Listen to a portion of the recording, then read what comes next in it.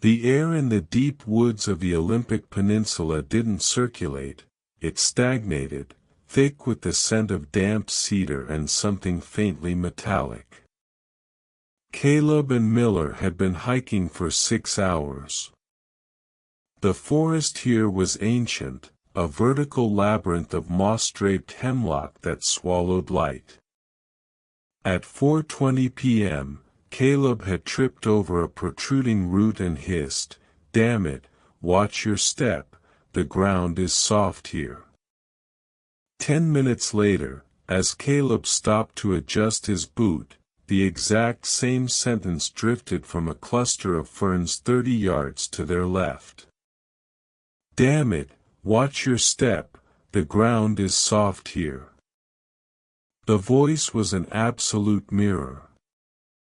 It possessed the same gravelly undertone, the same hitch in the word "soft." But there was no one there. Miller looked at Caleb, his face pale. "Did you just—" "No," Caleb whispered. From the ferns came a wet, rhythmic click-clack sound, the sound of an insect the size of a man trying to snap its mandibles into a shape they weren't meant to hold. They reached the clearing by dusk, fueled by a panicked adrenaline that eventually collapsed into exhaustion. They pitched the tent, and Miller, complaining of a piercing migraine, crawled into his sleeping bag and zipped the flap shut. Caleb sat by the fire, poking the logs. The forest was unnervingly silent. No crickets, no owls. Just the crackle of the flames. The tent zipper hissed. Miller stepped out. He didn't use his hands to push himself up, his body seemed to uncoil, his spine elongating in a series of audible pops. He sat on the log opposite Caleb. The firelight hit his face, and Caleb's stomach dropped. The skin on Miller's neck was loose, hanging in translucent folds that didn't align with the muscle underneath. It looked like a cheap rubber mask draped over a skeleton that was 6 inches too wide. His arms reached down past his knees, ending in hands that had 3 knuckles on every finger. "You're awake," Caleb said, his voice a ghost of a sound. The thing that looked like Miller stared at him. Its eyes were perfectly replicated, but they didn't track together. The left eye stayed fixed on the fire while the right one rolled toward Caleb. "Pass the salt," it said. Caleb froze. They were eating dried jerky. There was no salt.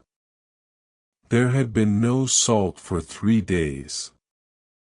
The phrase was a perfect recording of something Miller had said during a meal at a diner on the drive up. "Miller?"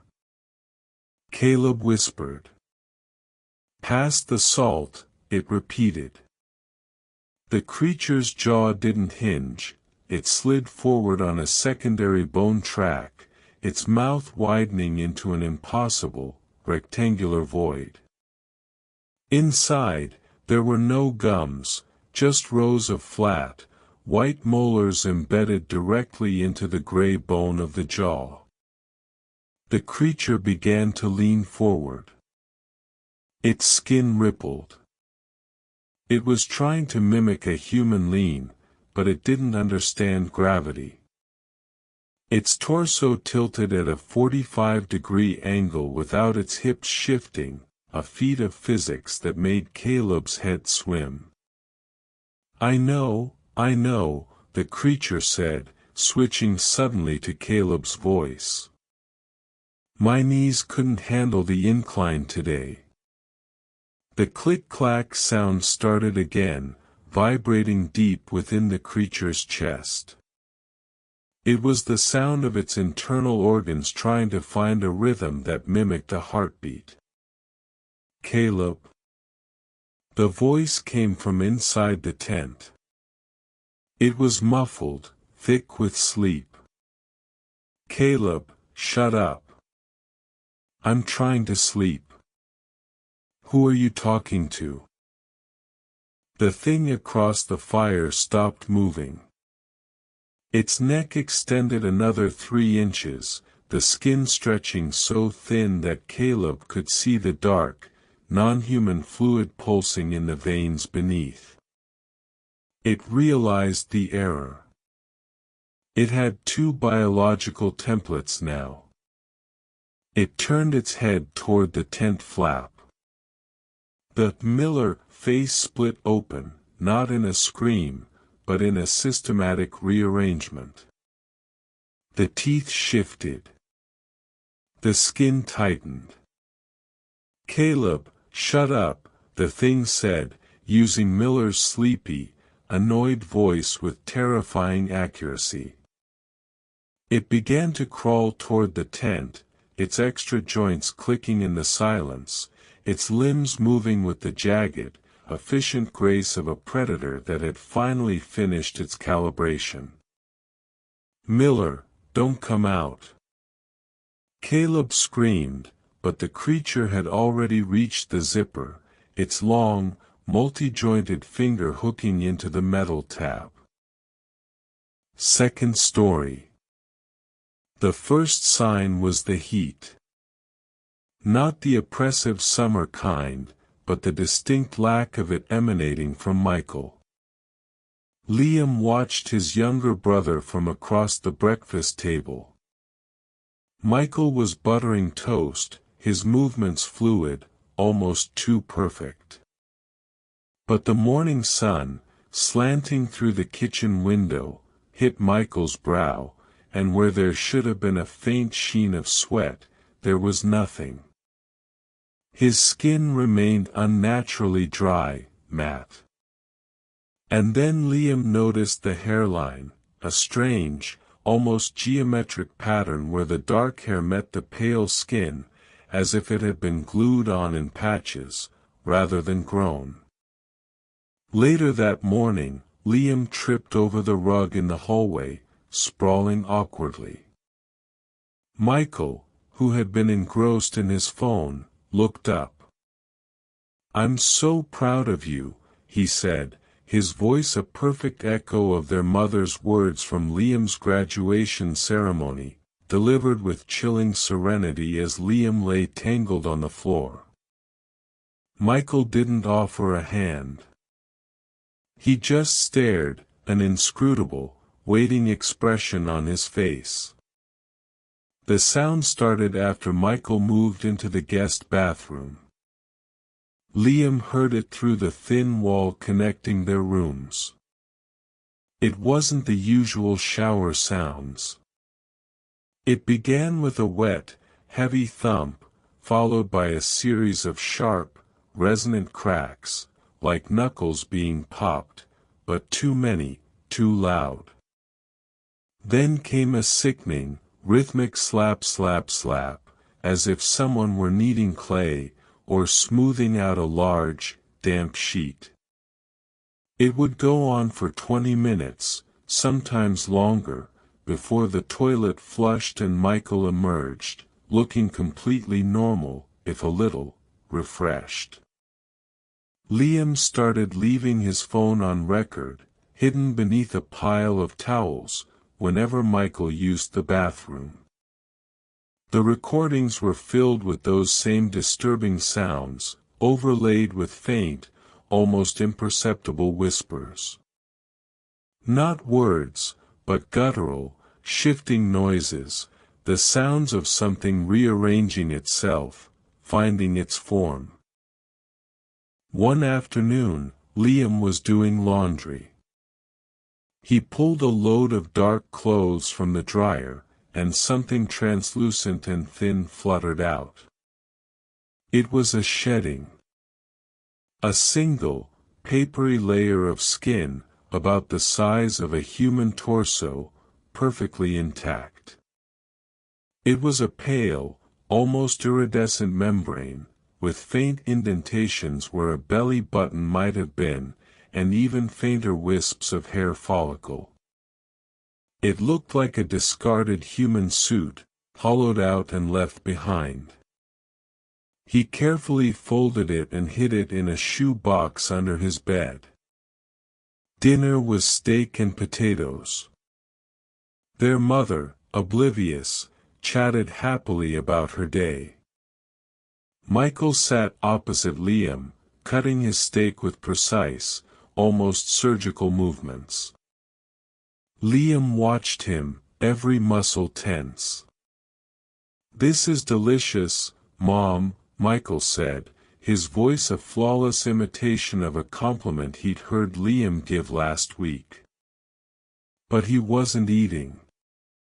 Instead, as their mother turned to pour herself more wine, Michael took a piece of steak, perfectly cubed, and pressed it firmly against his cheek, just below his ear.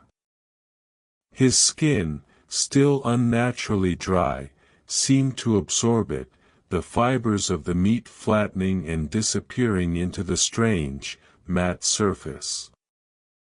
Then he took a potato and pressed it to his forehead, holding it there for a long moment before it too began to dissolve into his flesh.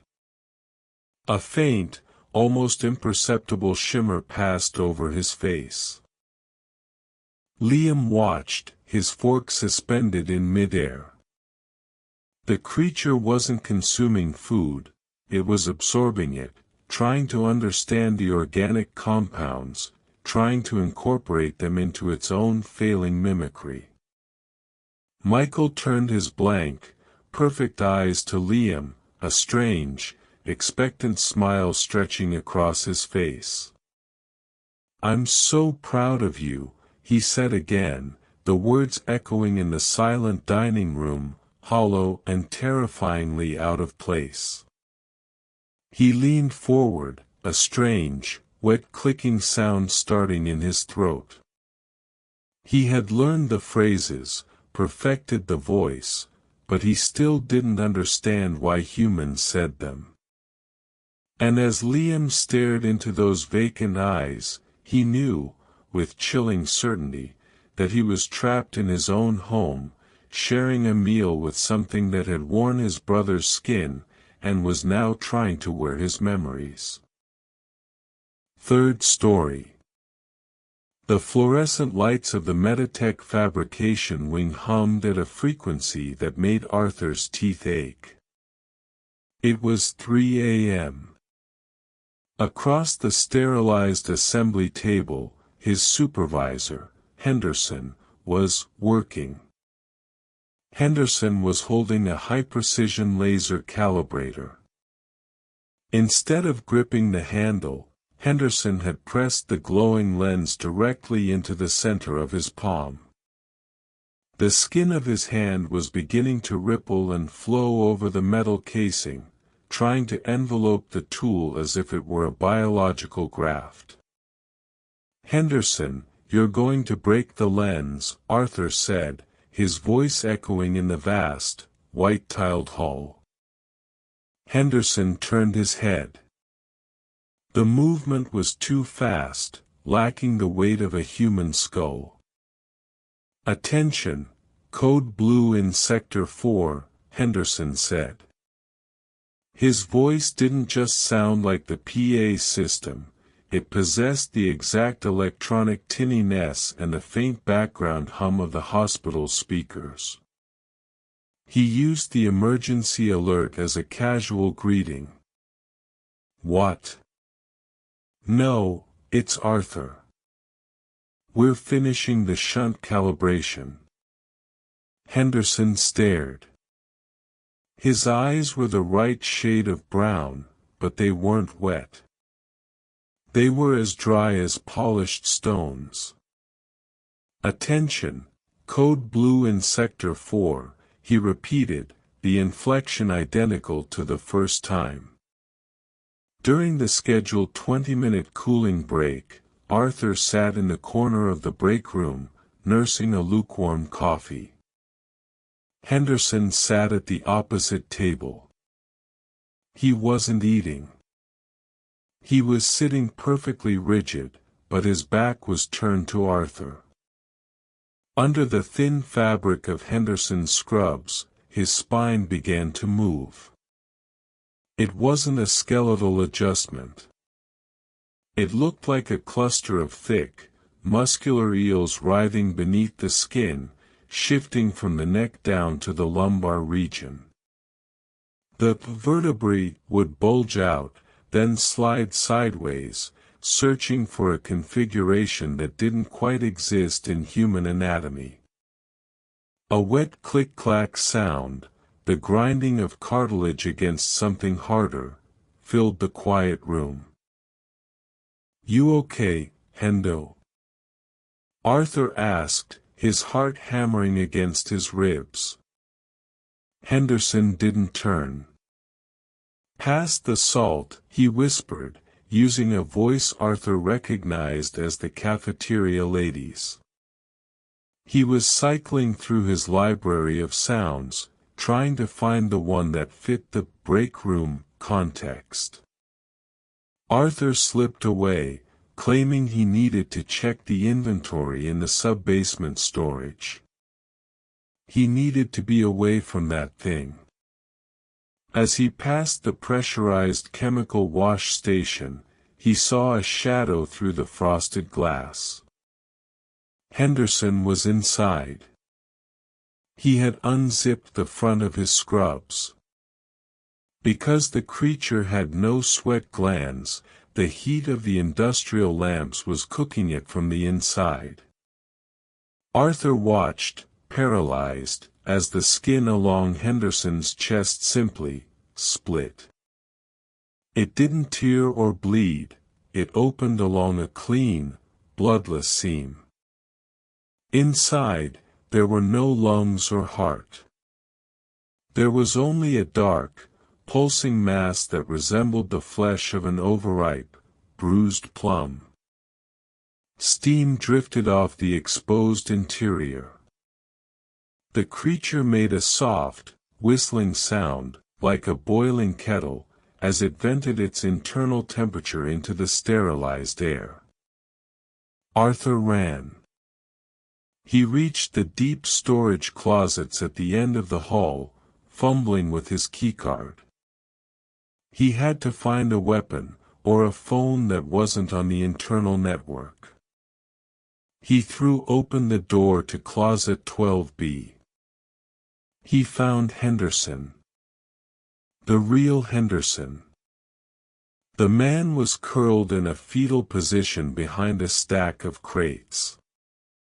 He was alive, his chest heaving in shallow, panicked gasps, but he was horrifyingly raw. Every square inch of his skin had been meticulously harvested. He had no hair, no eyelashes, and his fingernails were gone, leaving only the red, exposed dermis beneath.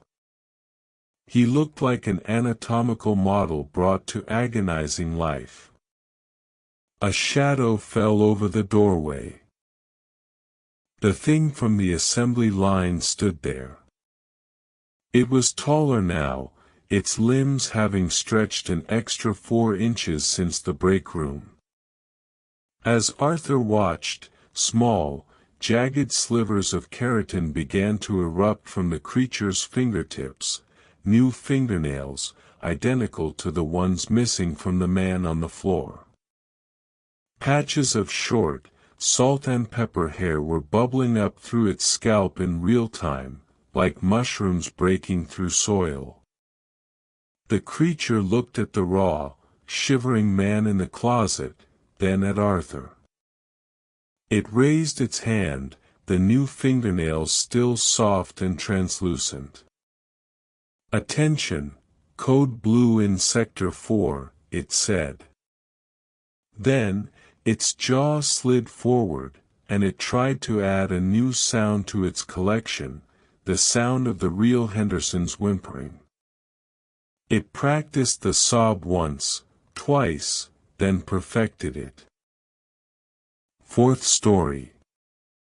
The wind on K2's shoulder didn't just howl, it screamed with a predatory intent, scouring the exposed skin of the three remaining climbers.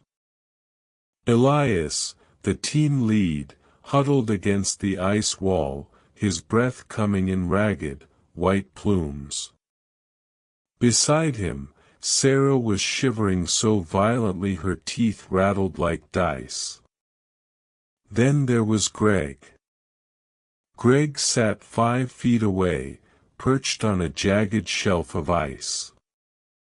His parka was shredded, exposing the base of his neck to the $40 / circ / text, $Gale. While Elias and Sarah were fighting for every calorie of heat, Greg's skin was a flat, matte gray, the color of wet sidewalk. He wasn't shivering. Most terrifyingly, while Elias's world was obscured by the constant fog of his own exhalation, the air in front of Greg's mouth remained perfectly, impossibly clear. He wasn't breathing. He was just waiting. "We have to move," Elias croaked. "If we stay here, we're dead by dawn." Tink, tink, tink. The sound came from Greg's throat. It wasn't a voice. It was a flawless, mechanical reproduction of an ice axe hitting frozen granite. It masked the sickening click-slop of the creature's internal organs trying to settle into a more aerodynamic shape. As they prepped for the descent, Elias noticed Greg's boots. They weren't boots anymore. The yellow plastic of the Scarpa mountaineering shells had begun to merge with the biological matter beneath. From the soles, jagged, ivory-colored spikes had erupted, not steel crampons, but sharpened protrusions of porous bone that gripped the ice with a sickening crunch. Greg reached for his climbing harness. He picked up a heavy steel carabiner. But instead of clipping it to the gear loop, he pressed the metal gate against his own thigh. The skin there rippled like a disturbed pond, turning soft and doughy as it tried to swallow the carabiner, attempting to fuse the tool into the leg because it didn't understand that humans wore clothes. "Greg, what are you doing?" Sarah screamed over the wind. The creature froze. It turned its head, not a human pivot, but a smooth, 180-degree rotation that left its shoulders stationary. It reached into its pack and pulled out a thermos. "Take a sip, it's hot," the creature said. The voice was an exact replica of Elias's voice from the trailhead 3 days ago. It held the thermos out to Sarah. The cap was still screwed tight, and the bottle was covered in a thick layer of frost. There was no heat. The creature didn't understand the concept of a container, it only understood the social ritual of offering. It stared at her with wide, unblinking eyes that were the color of bruised milk. "Rope up," Elias commanded, his survival instinct overriding his mounting dread. "We descend together. Don't let the line go slack." They roped together, Elias in the lead, Sarah in the middle, and Greg at the rear. The visibility was less than 3 feet. They moved in a rhythmic trance, the only sound the screaming wind and the creature's tink-tink vocal loop. Halfway down the traverse, the wind died down for a fleeting second. Elias looked back to check the tension. Sarah was hunched over, her head down. Behind her, the rope led to the shape that looked like Greg. The rope wasn't tied to a harness. The creature's hands had lost their definition, melting into gray, mitten-like stumps. The heavy nylon climbing rope didn't go around its waist, it went through it.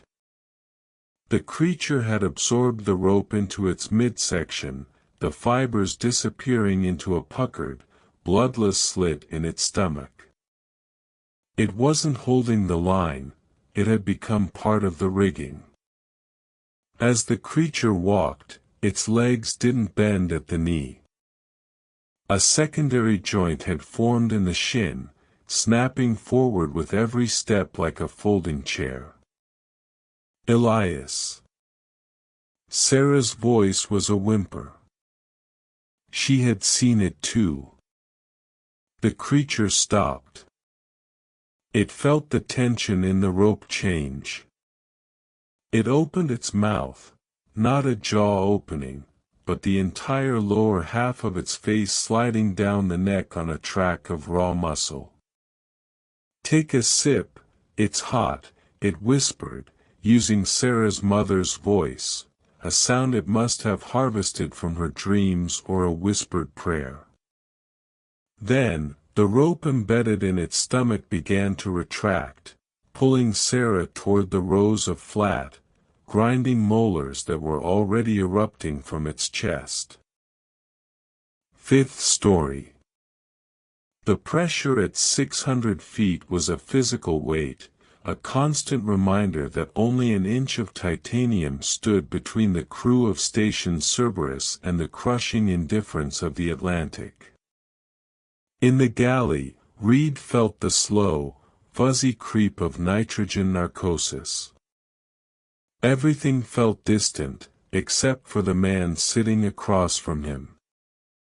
Kowalski didn't look high pressure. He looked vacuum-packed. His skin was pulled so tight against his skull that the shape of every bone was visible, but there was no bruising, no burst capillaries.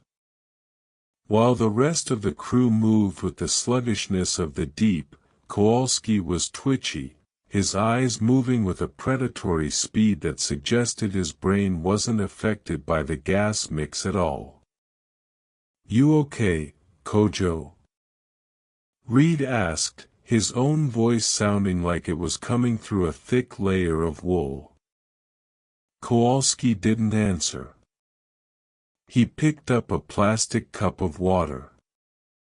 He didn't bring it to his lips. Instead, he tilted his head to the side and poured the water into his left ear. As it overflowed, he tilted his head back, letting the remaining liquid soak into the skin of his neck. The flesh there rippled, absorbing the moisture like dry earth. Ping! The sound was sharp, vibrating in the metal walls. Reed jumped. "The sonar is loud today." Ping! It came again, but it didn't come from the consoles. It came from Kowalski's chest. The volume was slightly too high, a digital perfect reproduction that lacked the resonance of a machine.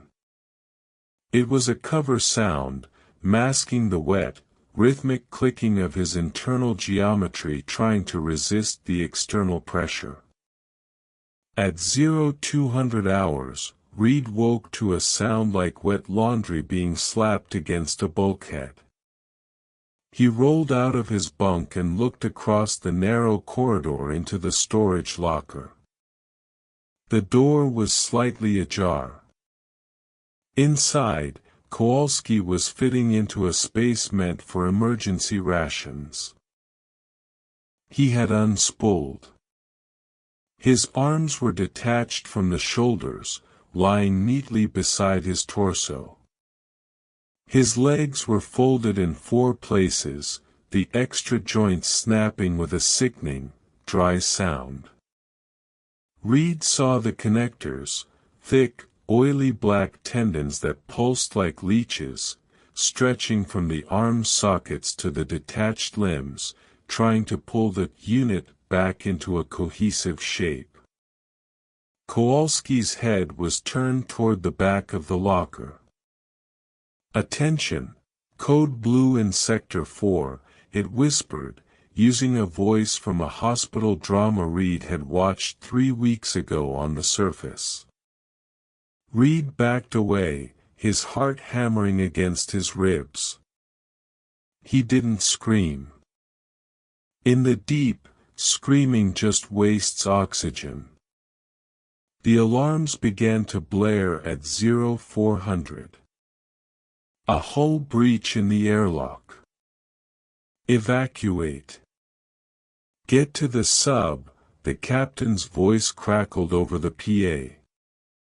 Reed scrambled into the staging area, his fingers trembling as he buckled his diving suit. Kowalski was already there, standing by the hatch. He looked ready.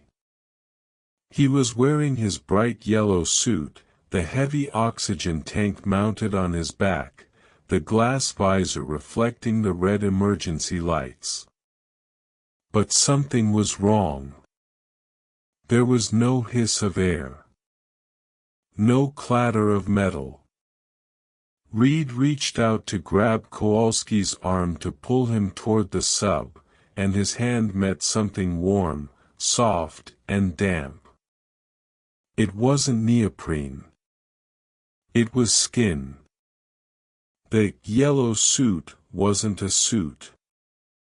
Kowalski had simply dyed his outer membrane, the pigment shifting into a vivid, sickly yellow. The zipper was a line of raised, scar-like tissue. The oxygen tank was a bulbous, bony growth erupting from his spine, covered in the same yellow-stained flesh. There were no hoses.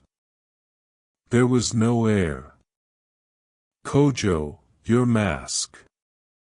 Reed choked out. The glass of the visor rippled. It was a thin, translucent layer of cataract stretched over the creature's true face. Behind it, the mouth began to slide open, a horizontal slit that spanned the entire width of the head. "Ping," the creature said. Its voice was no longer a recording, it was a vibration that Reed felt in his marrow. As the airlock hissed open and the freezing, high-pressure water began to roar in, the creature didn't move. It didn't need a suit. It didn't need to breathe. It just waited for the pressure to equalize so it could finally stop pretending to be solid. Sixth story. The 5:15 p.m. express out of Grand Central was a sweltering, airless tube of human friction. Mark was pressed against the doors, his face inches from the dark, oil-streaked glass of the tunnel. Next to him stood a figure that, at a passing glance, was just another weary commuter. But up close, the geometry was a nightmare of overlapping templates. The figure wore a heavy wool trench coat, but the fabric didn't drape, it seemed to be fused to the creature's torso, the buttons actually being hard, calcified growths of bone. Above the collar, the face was a catastrophic patchwork. It had the weary, sagging eyes of a middle-aged businessman, but the jawline was sharp and hairless, and the hands gripping a leather briefcase were small and smooth, the hands of a teenager, complete with a bitten-down thumbnail that was still slowly oozing a clear, viscous fluid. The train lurched. A dozen people stumbled. Most reached for the yellow handrails, but the creature didn't. As the car tilted, the thing poured its weight toward a woman standing next to it. For a split second, its midsection turned soft and doughy, molding perfectly to the woman's side to absorb the momentum. Then, with a sound like a wet boot pulling out of mud, the creature's flesh hardened into a rigid, concrete-like density, anchoring it to the floor without it ever moving a muscle. "Watch it," the woman hissed, shoving away. The creature's throat vibrated. "I'm tired, mind the gap, does this stop at 42nd, honey?" The sentence was a jagged collage. "I'm tired" was the high-pitched whine of a child, "mind the gap" was the booming baritone of the platform conductor, "honey" was a soft, maternal whisper. It wasn't communicating, it was discharging a backlog of recorded data, trying to find a sequence that meant "I'm sorry." As the train rattled through the dark, Mark watched the creature's reflection in the window. The thing thought no one was looking. It reached into its pocket, which was really just a flap of skin that looked like fabric, and pulled out a stolen credit card. With clinical, jerky motions, it began to scrape the card across its cheek. It was grooming.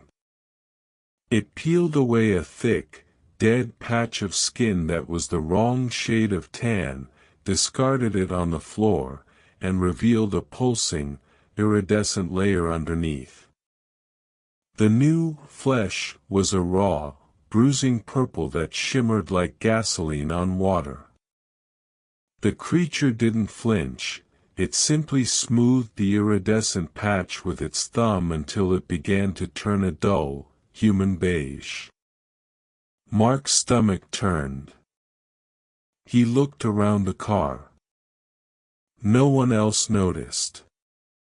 They were all buried in their phones, their ears plugged with white plastic buds. They were letting the predator calibrate in the middle of the herd. Suddenly, the train screeched. Sparks showered the windows as the emergency brakes locked. The lights flickered and died, leaving the car bathed in the dim, red glow of the emergency lamps. The hum of the engine vanished, replaced by the heavy, panicked breathing of 40 people. "What's happening?" someone shouted. The creature sensed the shift in the environment. It understood that a machine was supposed to be making noise. From deep within its distended chest, a low, mechanical thrum began. It was a perfect, bone-shaking reproduction of the subway's electric motors. The sound didn't come from the speakers, it came from the creature's throat, vibrating through the floorboards. Vir-ar-ar, it droned, the volume increasing until it was deafening. Then, the social camouflage failed entirely. In the red dark, the creature began to extend its comfort. Its arms didn't just reach out, they unspooled. The teenager-style hands grew extra joints, the fingers lengthening into thin, pale feelers that snaked through the air. Mark felt something cold and wet, like a strip of raw squid, wrapped gently around his wrist. Across the aisle, a girl gasped as a multi-jointed limb touched her cheek. The creature was trying to touch every person in the car at once, its body stretching and thinning into a web of gray, rubbery flesh that filled the cabin. "Mind the gap," it whispered in 40 voices at once, its skin beginning to turn the color of the red emergency light as it prepared to harvest the trapped, screaming crowd. 7th story. The Pinecrest Lodge sat like a crown atop the fog-choked peaks, its grand ballroom glowing with a warmth that felt increasingly artificial to Julian. As the best man, Julian stood at the altar, watching his brother say his vows. Beside the bride stood the maid of honor, Chloe. Julian had dated Chloe for 3 years, yet he found himself squinting at her through the floral arrangements. During the emotional exchange of rings, the bridesmaids began to weep. Chloe followed suit, but the mechanics were wrong. A thick, yellowish lymphatic fluid seeped from the inner corners of her eyes. It didn't track down her cheeks in droplets, it slid in heavy, viscous ribbons, carrying a sharp, acrid scent of vinegar that cut through the perfume of 1,000 lilies. At the reception, the champagne flowed, but Julian couldn't eat. He sat next to Chloe, his eyes drawn to her silk gown. From a distance, it was a stunning champagne-colored slip dress. Up close, Julian realized that silk didn't ripple when she moved.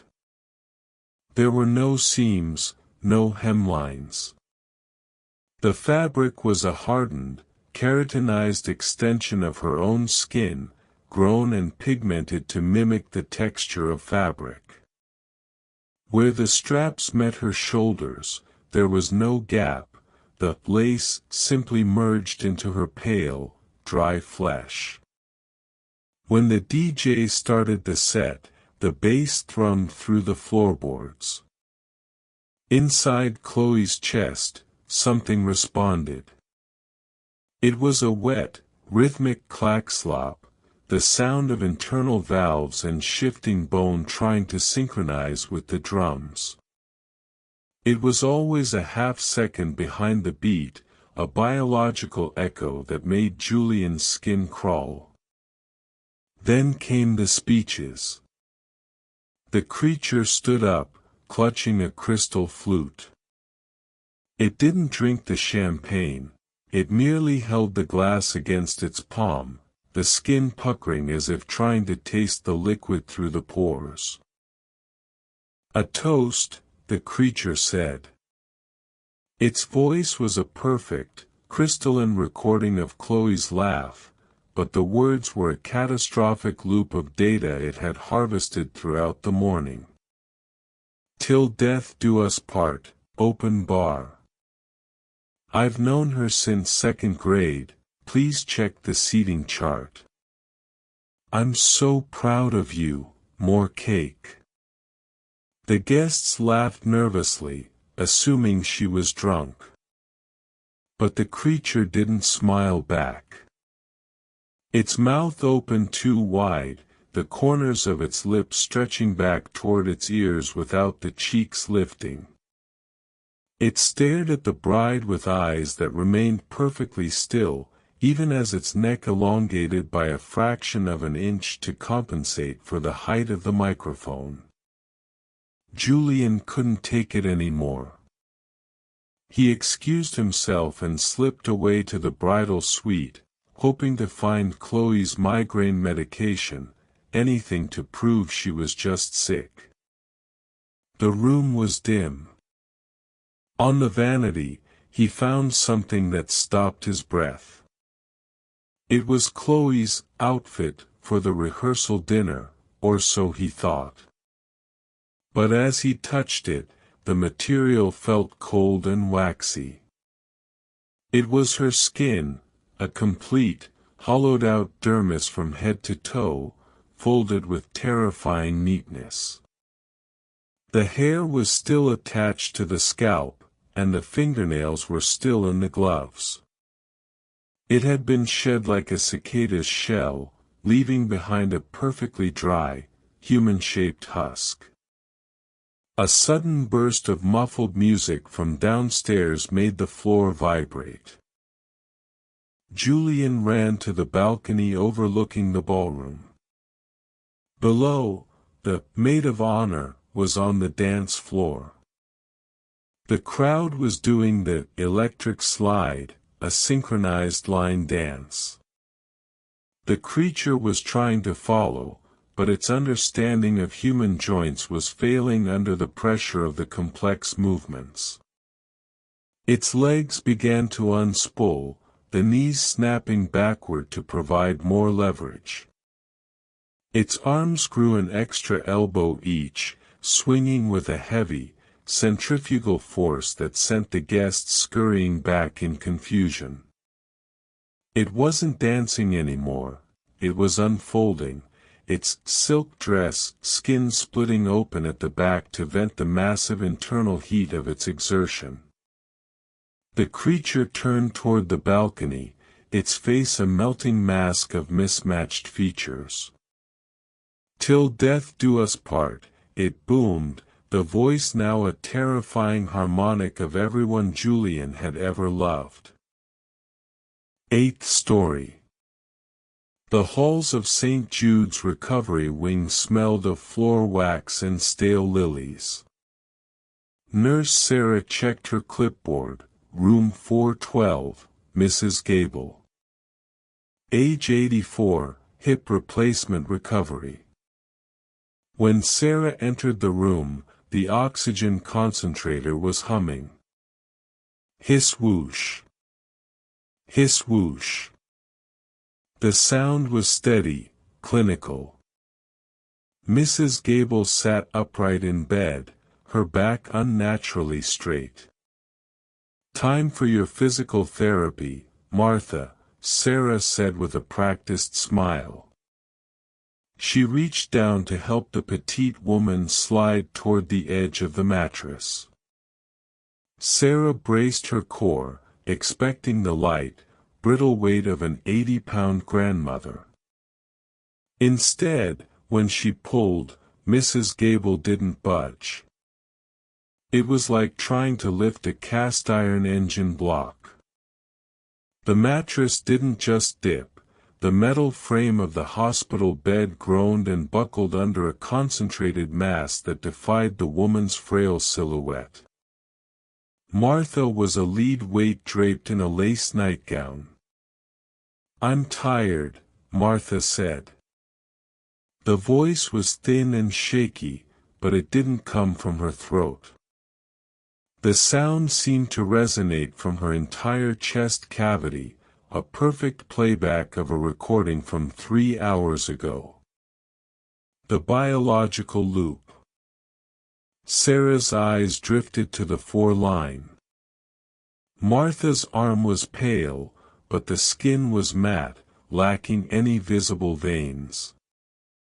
Where the plastic tubing entered the skin, there was no medical tape, no needle. The clear plastic didn't go into the arm, the skin had simply grown around and into the tube, turning the plastic into a synthetic vein. The fluid in the bag wasn't saline. It was a thick, translucent amber liquid that moved with a sluggish, oily consistency. As Sarah watched, a bubble of the fluid traveled upward, back into the bag.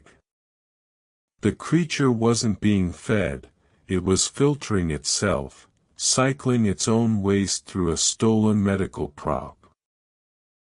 Hiss whoosh. Hiss whoosh. Sarah reached over to check the oxygen concentrator. Her hand froze. The machine's power cord was lying on the floor, unplugged. Yet the sound continued, vibrating from Martha's open, unmoving mouth. The creature was mimicking the machinery to fill the silence, unaware that the sound required a power source to be human. The grooming. I'll go get the doctor, Sarah whispered, backing toward the door. She stopped when she saw Martha's grooming routine. The woman was holding a hairbrush, but she wasn't brushing. She was holding a clump of thin, gray hair in her left hand. With her right, she was carefully pressing individual strands into the top of her scalp. The skull wasn't bone, it was soft and doughy, like unbaked bread. Each hair went in with a sickening squelch, staying upright in the gray, semi-liquid flesh. Sarah bolted. She ran to the nurse's station, gasping for air, but the head nurse was gone. The hallway was a tunnel of sterile, flickering light. The shadow. 10 minutes later, Sarah returned with a security guard. "I'm telling you, something is wrong with 412, she panted. They burst into the room. The bed was empty. The sheets were pulled tight, not a single wrinkle left behind. The heavy leaden weight of Mrs. Gable was gone. "She's a flight risk?" the guard asked, shining his light into the bathroom. Empty. Sarah looked down at the floor. The shadows cast by the ceiling fan were moving in their slow, rhythmic circle.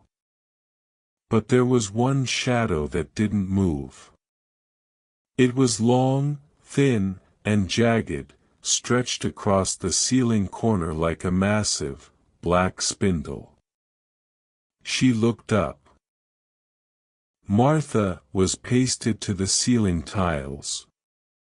Her body had flattened, her limbs stretching out until they were 10 feet long and as thin as electrical wires.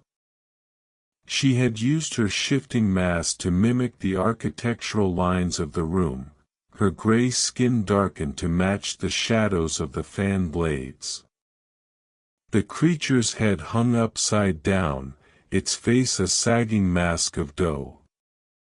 Its eyes, now pupilless and black, rolled in their sockets to find Sarah. The oxygen concentrator sound stopped. In the sudden, deafening silence, the creature opened its horizontal slit of a mouth. "I'm so proud of you," it whispered, using Sarah's own voice. Then, the wire-thin limbs snapped shut like a trap. 9th story. The morning rush at the grind was a blur of steam and clinking ceramic, but Leo couldn't take his eyes off the new guy, Toby. Toby was moving with a mechanical, terrifying efficiency, his arms blurring as he pulled shots of espresso.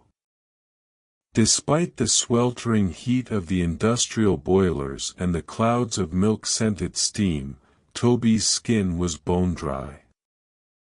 There wasn't a single bead of sweat on his forehead. His face looked like a matte-painted mannequin under the harsh LED lights.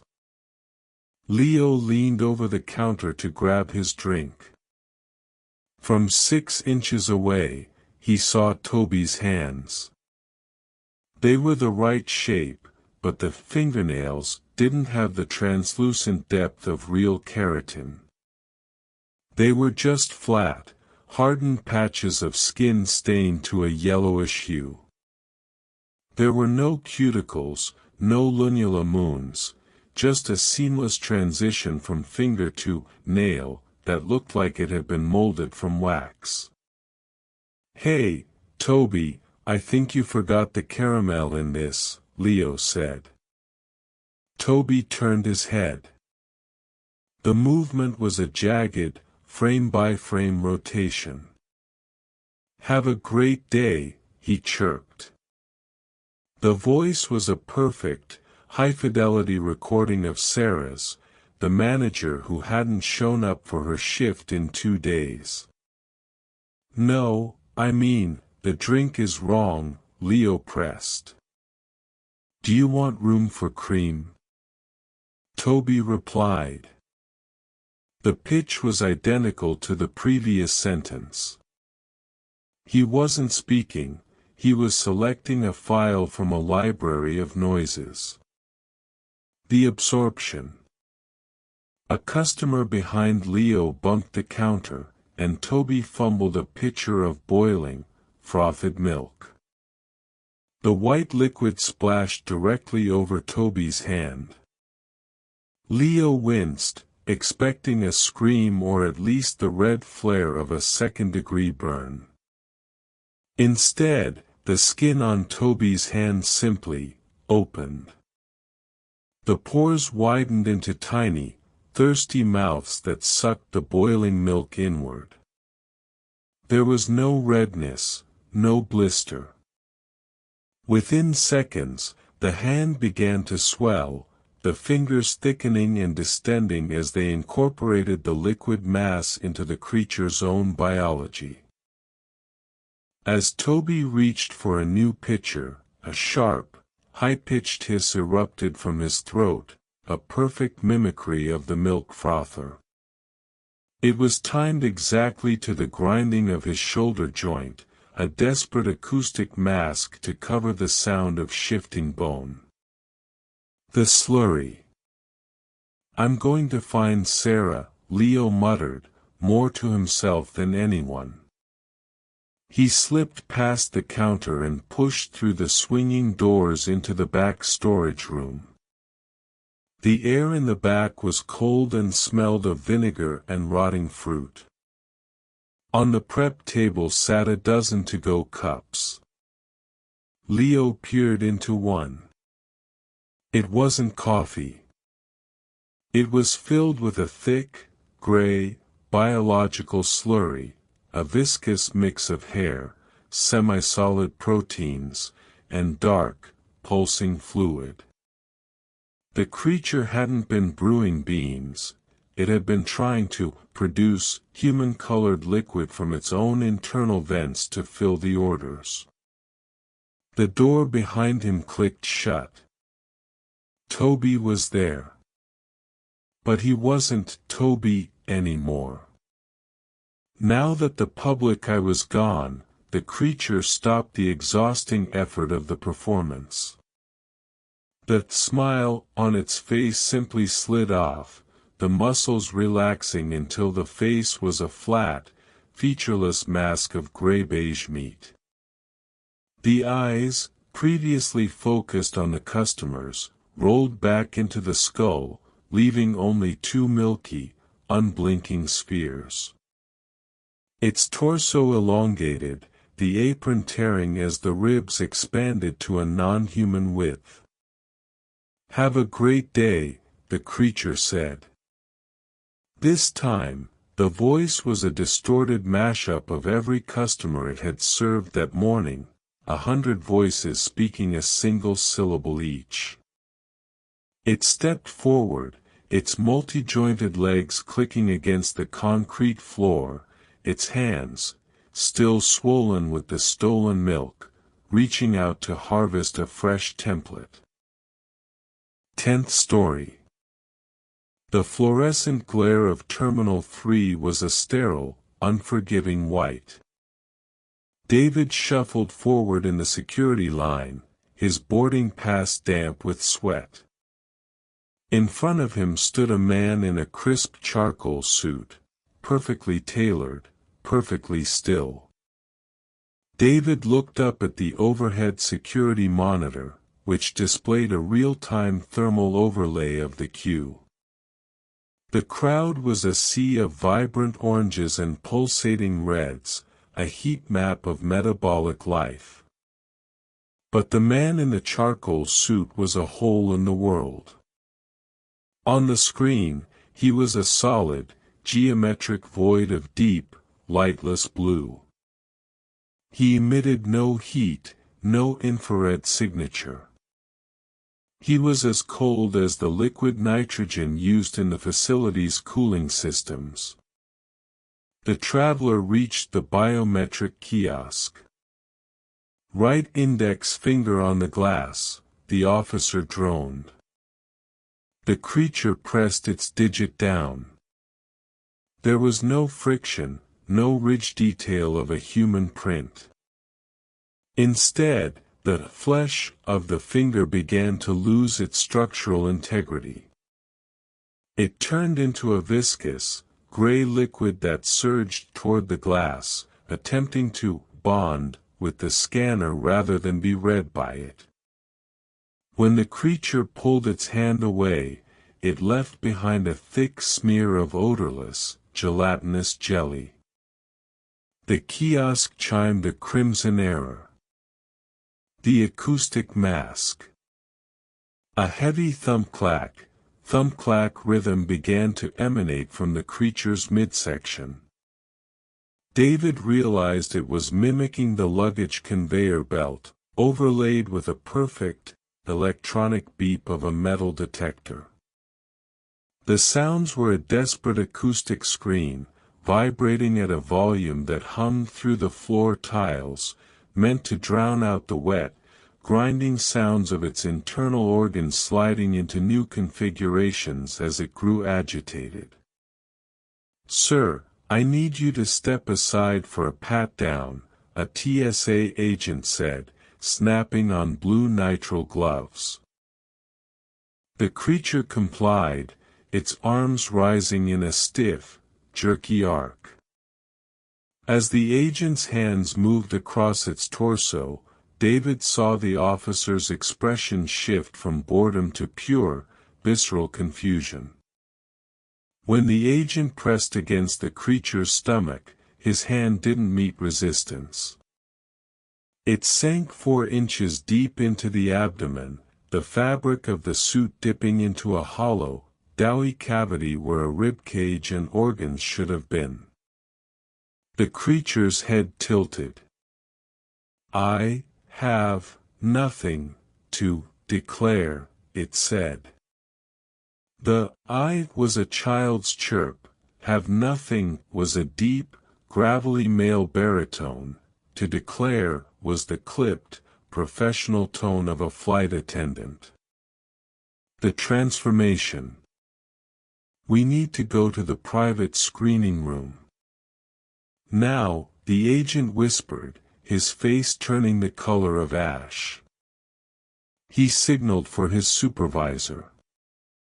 They led the man in the charcoal suit toward a steel door at the edge of the terminal. As the door began to hiss shut, David caught a final glimpse through the narrowing gap. The creature had stopped pretending. In the sterile, windowless room, the traveler began to shed. The charcoal suit and the peach-toned skin didn't tear, they peeled away in long, dry strips like wallpaper being stripped from a condemned house.